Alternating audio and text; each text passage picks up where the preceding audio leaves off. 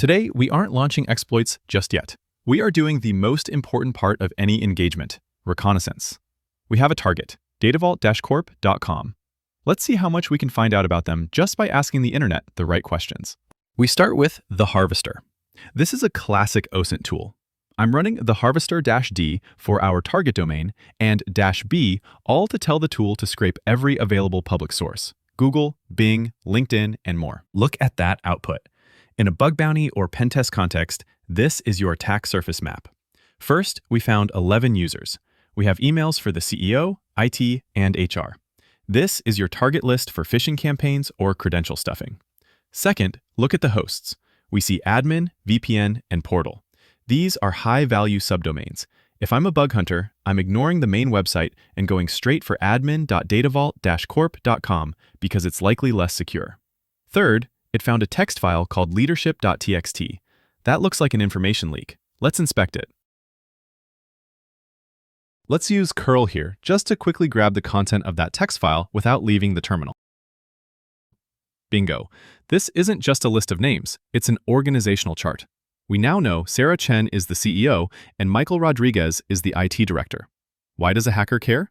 Because if I'm going to craft a spear phishing email to an employee, I can now pretend to be Michael Rodriguez, their boss, and I know exactly what his role is. This validates the emails we found in step 1. Now, let's pivot to the people. We'll be using Hole on Jennifer Wong. This tool checks if an email address is registered on over 100 different sites, like Instagram, Twitter, or Adobe. The output tells us 2 critical things. 1. She uses this corporate email for personal sites like Spotify and Instagram. That helps us profile her interests. 2. Look at the bottom. Breach found. Her credentials were exposed in the 2012 LinkedIn dump. In a penetration test, I would immediately search that breach database for her old password. People are creatures of habit. She might still be using a variation of that password on the corporate VPN today. We run the same check on the CEO, Sarah Chen. We see a similar pattern. High-profile targets often reuse credentials. If we can find a password from a low-security site like Adobe that she used 5 years ago, we have a starting point for brute-forcing her high-security corporate accounts. Going back to our first scan, we saw a PDF exposed. I'm using wget to download Annual Report 2024.pdf to my local machine. Now for the magic trick. Files carry baggage called metadata. I'm using exiftool to read the data about the data. Look at the producer field, Microsoft Word for Office 365.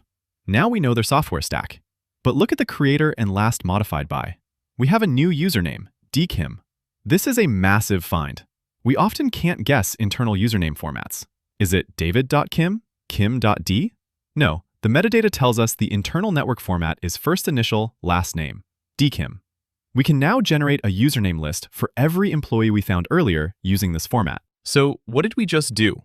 Without sending a single exploit or touching their firewall, we gathered valid email addresses, the internal username naming convention, dkim, software versions, Office 365, subdomains for the VPN and admin panels.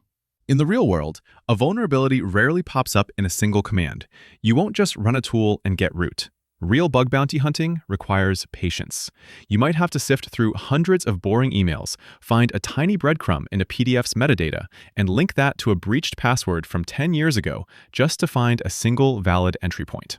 It's about taking multiple, seemingly small findings and chaining them together to create a critical impact.